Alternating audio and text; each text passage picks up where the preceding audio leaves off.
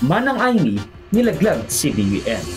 Noong tumatanda ay mas naging nakakabahala.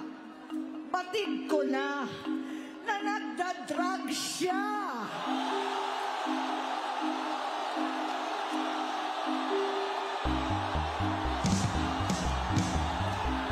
Nalaman ko at ng pamilya, nalaman ng pamilya, seryoso ito. Minsan, kami ng Presidential Guard at Metro Gompa ang naglilinis tuwing nagpa-party po sila.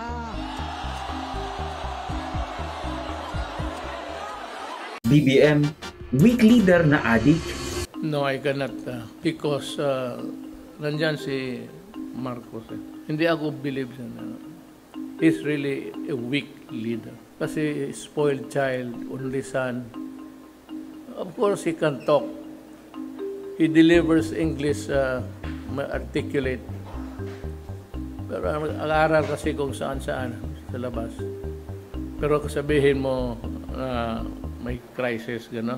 Gabinete ni Marcos, pinag-resign. President Marcos accepts resignation of Executive Secretary Lucas P. Bersamin and Budget Secretary Amena Pangandaman. No, that's you ask them kung bakit nila without consulting me. The messaging should be clear. Kumusta?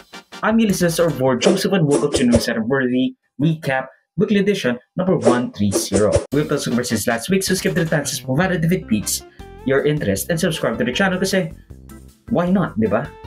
Pinapanood mo na ako eh. Aimee, nilaglag si BBM sa INC rally.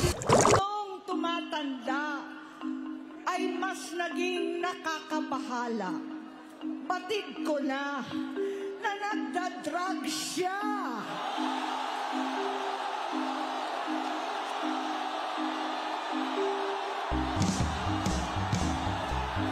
Nalaman ko at ng pamilya, nalaman ng pamilya, seryoso ito. Minsan, kami ng Presidential Guard at Metro Gompa ang naglilinis tuwing nagpa-party po sila.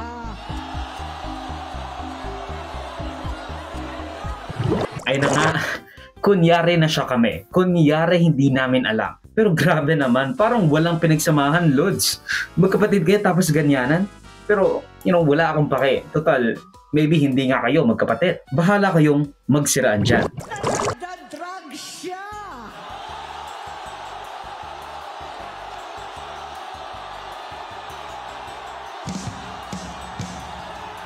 Nalaman ko at ng pamilya.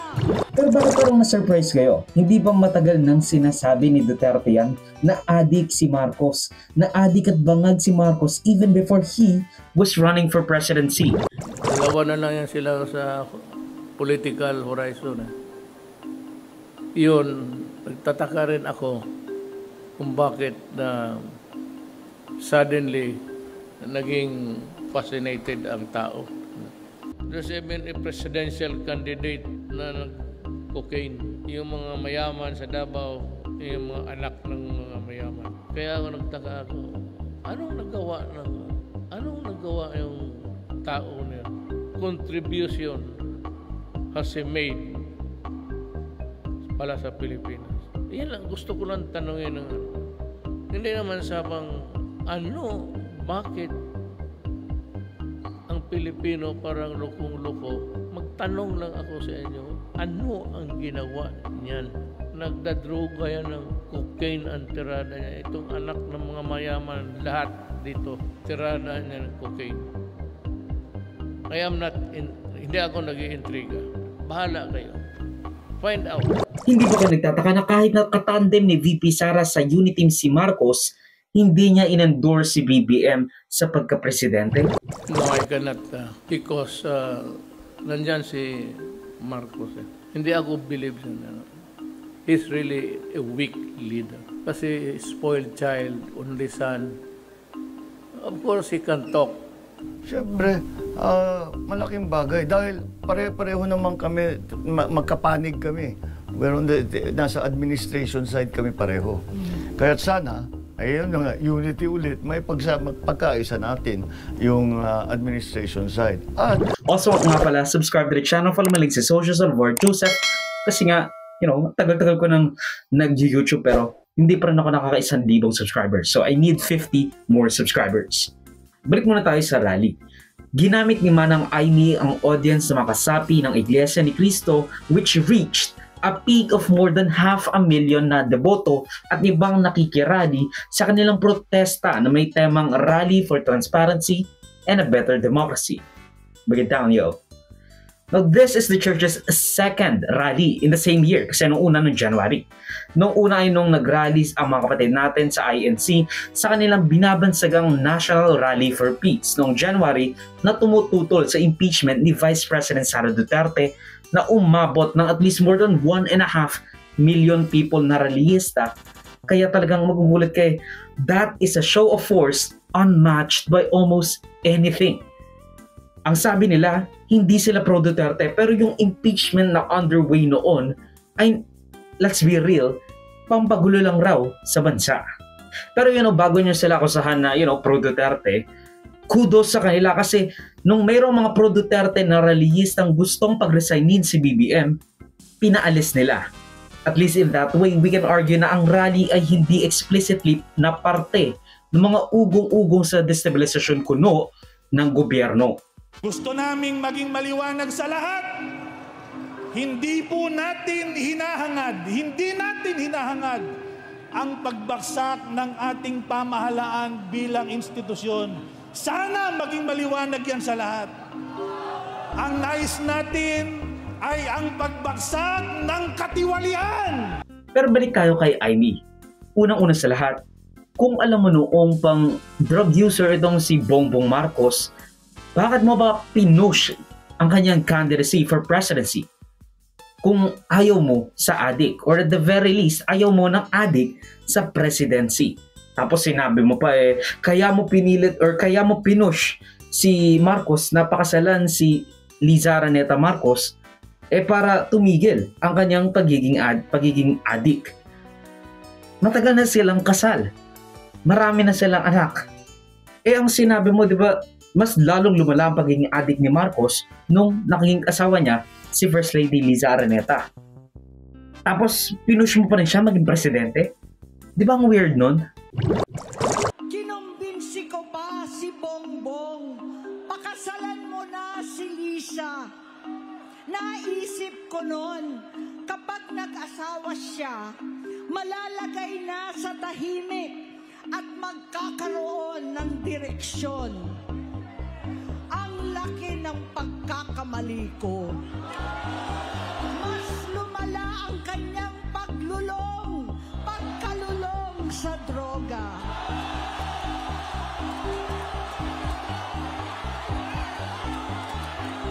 Dahil parehas pala silang mag-asawa.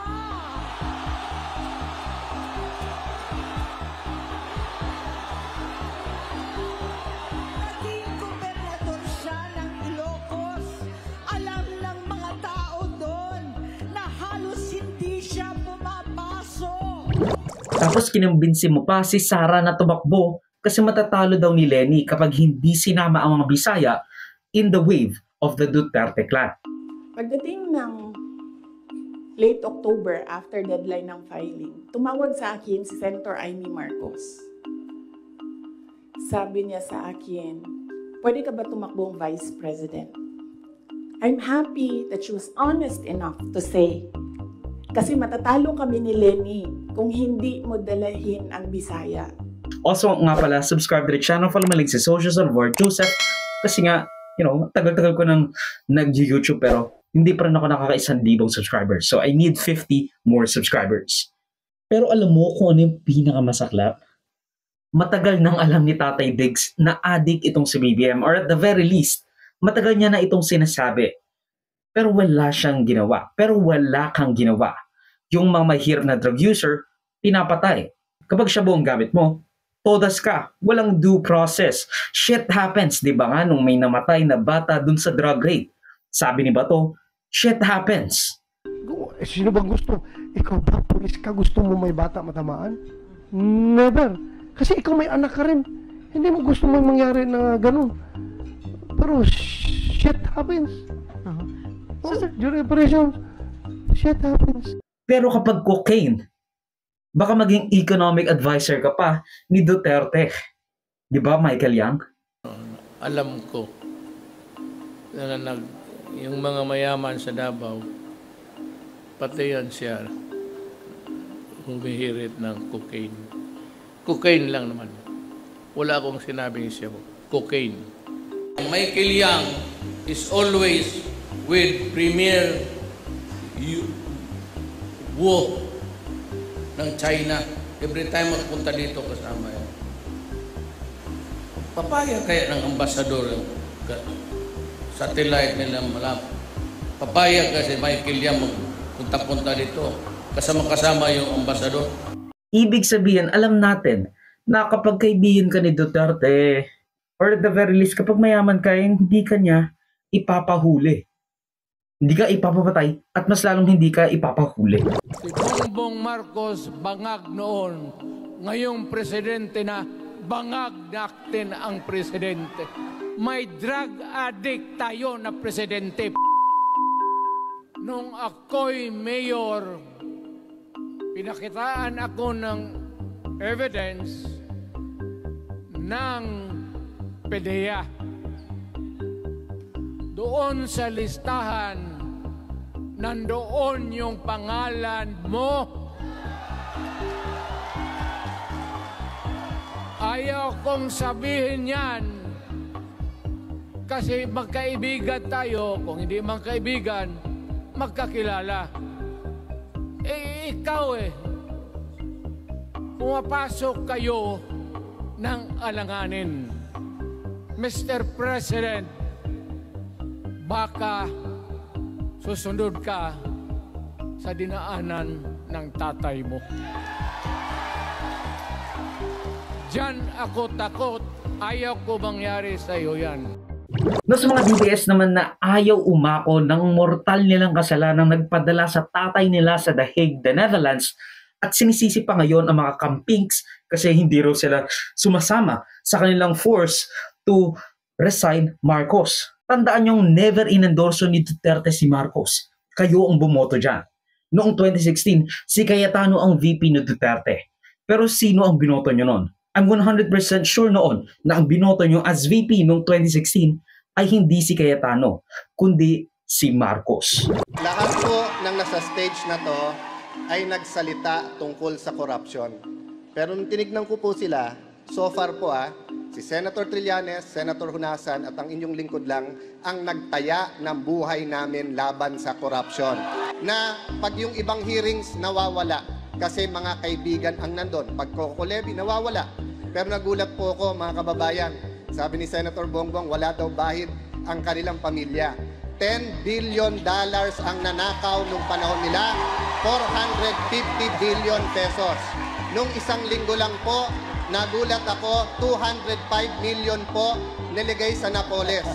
Kung yun po ay hindi pa bahid politika, hintayin nyo maging Vice President siya. Baka $100 billion na ang mawala sa atin. Alright. Senator Hunasan, because... At kung may ebidensya man kontra sa akin, alam natin gagamitin po ng pamahalang ito. Dahil, you must remember, I am a Marcos and the President is an Aquino. Go ahead. To be fair to you, Senator Bongbong, yun din ang akala ko. Kung may Napoles ka, bakit ngayon lang? Tinignan ko 2007 to 2009 lang yung audit, 2011 yung sayo. Kaya ngayon lang lumabas. Pang-apat po, sa SALN ni Senator Bongbong, 200 to 500 million pesos po. Never ka naman nagkatrabaho kung hindi sa gobyerno. Saan mo kukunin ang ganong kalaking pera? Also nga pala, subscribe to the channel, follow my link sa socials on Word Joseph. Kasi nga, tagal-tagal ko nang nag-YouTube pero hindi pa rin ako nakaka-1,000 subscribers. So I need 50 more subscribers.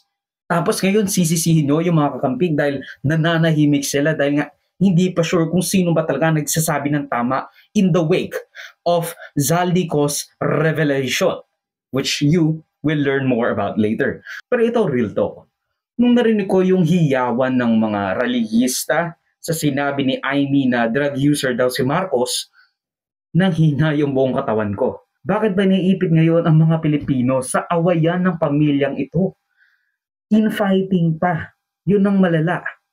Bakit tayo dinadamay? Nakakapanghinayang ang lahat.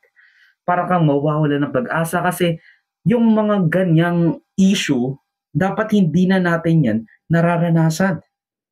Dapat hindi natin nararanasan yan kung pumili tayo ng tama. Kung even nakinig tayo kay Duterte, which is not the best moral and upright person, pero at the very least, sinabi niya, si Marcos ay isang weak leader. Si Marcos ay isang drug addict. Hindi kayo niniwala. Bagkos, binoto niya siya in droves. Doble pa nga, or even more probably, than what he got last time na tumakbo siya as VP. Tapos sasabihin nyo, nauto kami, anong magagawa namin? Ba't kayo ngayon? Total, alam na namin kung ano nangyari, pinaparesign namin si Marcos. Pero kayong mga kakampig, and even those na independent, bakit hindi kayo sumasama na pag-resignin si Marcos? Kasi alam namin kung sinong papalit. At ayun ay si Sara Duterte. Sabi nga ni Montulfo, sino mas pipiliin mo? Yung tamad o yung laka-laka? So, Malacanang declares that President Bongbong Marcos will not resign.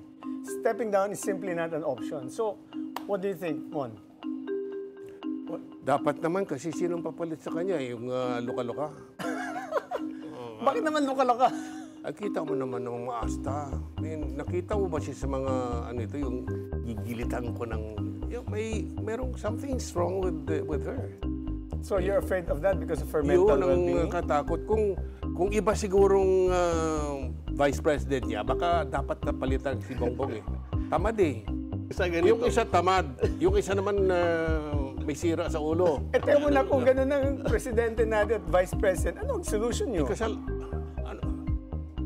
Diyan na lang muna tayo, status quo tayo. Kay BBM? Kay BBM na lang. Dahil anong gusto mo? Tamad o yung tamad pwedeng can be spurred into action. Plus there's a cabinet secretary sa Mandon. Yes, marami naman siya mga cabinet secretaries na magagaling. If yung loka-loka, mahirap. Kahit na sabihin nyo mas malaki ang nakuha ni Marcos, it's not about that or it's not all about na kung sino yung pinakamalaking nakuha, kundi sino yung mga nakakuha. Allegedly, again, yung may issues sa transparency, yung ayaw nilang ibulgar or ayaw nilang ipakita lahat ng kanilang mga conflict of interest o kung ano man. Yung kumita sa mga kung ano-ano mang bagay na even if hindi sila ganoon ka-illegal, is still betrayal of public trust. Kaya kung gusto nyo, impeach natin si Sara, tapos impeach din natin si Marcos. Lahat sila dahil sa betrayal of public trust. Ayan naman ang gusto nyo, di ba? Berasamin pangandaman ni Marcos, nag-resign na. Nagsimula ito nung tumawag si Sekmina, pangandaman sa akin, nung nag-umpisa ang BICAM process last year, 2024. Ang sabi niya, katatapos lang ng meeting nila ni Pangulo at may instructions na mag-insert o magpasok ng 100 billion worth of projects sa BICAM. At sinabi pa ni Sekmina, you can confirm with Yusek Adrian Bersamin dahil magkasama sila sa meeting ni Pangulong BBM noong araw na yon. Tinawagan ko po agad si Yusek Adrian Bersamin at tinanong ko kung may instruction nga ba ang Pangulo na magpasok ng 100 billion during their meeting. Ang sabi niya ay totoo nga po. Sa bayang resignation ng biglang gumisig sa Malacanang in the wake of Zaldíac's revelasyon kuno. Nang biglang nag-resign daw sina Executive Secretary at dating Supreme Court Justice Lucas Bersamin, kanyang pamangkin na si Adrian Bersamin at Department of Budget and Management Secretary Amina Pangandaman ayon kay Auntie Claire Castro. President Ferdinand R. Marcos Jr. has formally accepted the resignations of Executive Secretary Lucas P. Bersamin and Department of Budget and Management Secretary Amina Pangandaman. Both officials respectfully offered and tendered their resignations out of delicadeza after their departments were mentioned in allegations related to the flood control anomaly currently under investigation, and in recognition of the responsibility to allow the administration to address the matter appropriately. Or at least, that's what Auntie Claire said. Voluntary raw ang kanilang resignation, which was disputed by dating Executive Secretary Bersamin, who said na hindi siya nag-resign out of delicadeza or whatever, kasi that means na he's skirting out, na guilty siya, or the very least, yun yung makikita ng public. Sabi niya, hindi raw siya nag-resign out of delicadeza or anything for that matter, no matter how good that sounds. He was fired from the job. Pinaalis siya. Ayon sa advice ng isang kaibigan whom he did not name. Basta ang sabi, mag-quit na siya. He has to quit. Hindi ako nag-resign. Pag sinabi mong nag-resign ka, parang may tinatakbuhan ka. Na magandang pakinggan yung for delicadeza, ang ganda. Pero hindi totoo yung nag-resign ako. Sabi ko, walang problema yan. I will accept that because I'm only serving at the pleasure of the President. You do not know. That's, you ask them kung bakit nila without consulting me. The messaging should be clear. You ask them if they had a letter. I felt bad somehow, but I am not going to waste time worrying about the nuance or the way they did it, because maybe they were also under instruction or given the impression na mayroon akong resignation. I cannot blame them for that. Although itinanggap na yung resignation ko na sinasabi, napalitan na ako, I considered myself at that time still responsible on holdover, but no longer with the authority to execute any official act. May disappointment, but hindi sama ng loob yun eh. Because, you know, you do not expect na you can be out of the office so quickly. The exercise of the priority, but I am aware of the nature of serving at the pleasure of the President. No, baka classic mix-up lang na, akala namin nag-decide lang kasi nagbigay ng courtesy resignation or something like that. Tapos tinanggap ni Mark. Kasi di ba ang sabi, hindi papansinin ni Presidente. Pero bakit tinanggap niya yung resignation at bakit pinatalsik yung mga tinamaan ng alegasyon? Hi, Mr. President! Accusations po, sir. Let me talk about it. If you want to talk about the storm, we'll talk about that. I don't want to even dignify what you said. Can we talk about the storm, sir? Thank you. Sir. Also nga pala, subscribe to the channel, follow my links sa socials on Ward Joseph. Kasi nga, tagal-tagal ko nang nag-YouTube pero hindi pa rin ako nakaka-1,000 subscribers. So I need 50 more subscribers. Now, si Senate President Pro Tempore Ping Lacson naman, may ibang paliwanag sa isiniwalat ni Zaldico, saying na ginamit lang ang pangalan ni Marcos sa pag-insert ng budget. Na wala siyang alam dito because, puro lang intermediary ang pumunta. Intermediary lang nakipag-usap sa kanila invoking the name of the President. Kaya siguro inakala niya raw na, si Marcos talaga ang nakakuha ng mga kickback. Kahit na again, sinabi nga natin na nasa mahigit 200 billion pesos ang vinito ni Marcos noong December 2024 sa 2025 budget. Although again, 30 billion pesos lang doon yung sa DPWH. I have it on good information that yung announcement na ginawa, yung statement na ginawa ni ex-congressman Zaldico, na nagbintang siya na 100 billion, sinasabi niya na utos daw ng Pangulo na isingit sa BICAM. Your Honor and I both know that the 100 billion, and we went over, I know na, both of us went through the list independently or separately. And you and I agree na totoo yung listahan ng 100 billion pesos. Talaga nasingit sa BICAM. But yung sinasabi ni Zaldico on social media as posted na nag-deliver siya ng 25 billion representing the 25% commission di umano para kay Presidente, that I will attest na hindi totoo. Yun talaga absolutely untrue or false. Napag-alaman ko from Undersecretary Bernardo na may mga tao sa Malacanang, not the President, not authorized by the President, who misrepresented him. I will name some of them. Undersecretary Adrian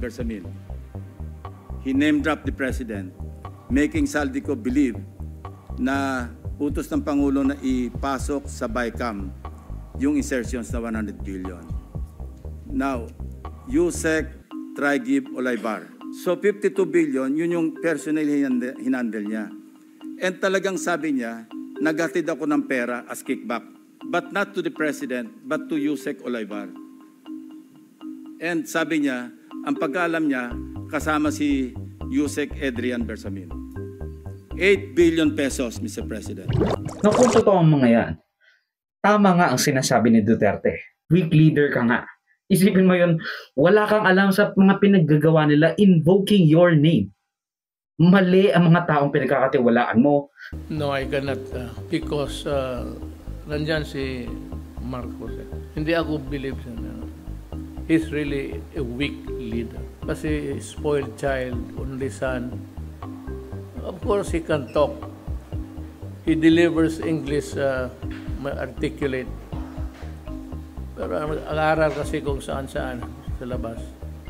Pero sabihin mo may crisis, gano'n. Para katuloy si Sara Duterte. Parang si Sara Duterte kasi pinagkatiwalaan mo si Marcos. Tapos sasabihin mo in the future, like 1 to 2 years, wala pang 1 to 2 years, sasabihin mo, parte ng korupsyon, parte at mastermind ng korupsyon, si Marcos. Pero alam niyo ba kung anong hindi ka panipaniwala sa lahat ng sinabi ni Zaldico? Wala raw siyang nakuha ni Singkong Duling. Diyan ako magtataka sa iyo, Zaldico. I mean, I can believe the fact na si Marcos nakakuha or nag-insert ng 100 billion pesos sa budget. Also nga pala, subscribe to the channel, follow my links sa socials on board, Joseph. Kasi nga, tagal-tagal ko nang nag-YouTube pero hindi pa rin ako nakaka-1,000 subscribers. So I need 50 more subscribers. Pero isasabihin mong wala ka nakuha ni Singkong Duling, that's not really possible. That's not something that is believable in any extent. Kahit gaano ka man i-venerate, kahit gaano ka man gawing hero ng mga DDS kasi nga kinalaban mo si Marcos. Uulitin ko po, yung pong pera, wala pong napunta sa akin. Dumaan lang po ang pera sa akin para i-deliver kay Speaker Martin Romualdez at Pangulong Marcos. Salamat sa inyong pag-unawa. That doesn't mean na totoo yung sinabi mo.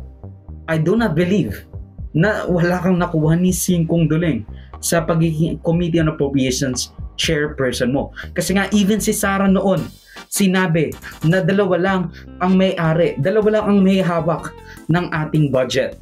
At ayon ay si Zaldico at Martin Romualdez.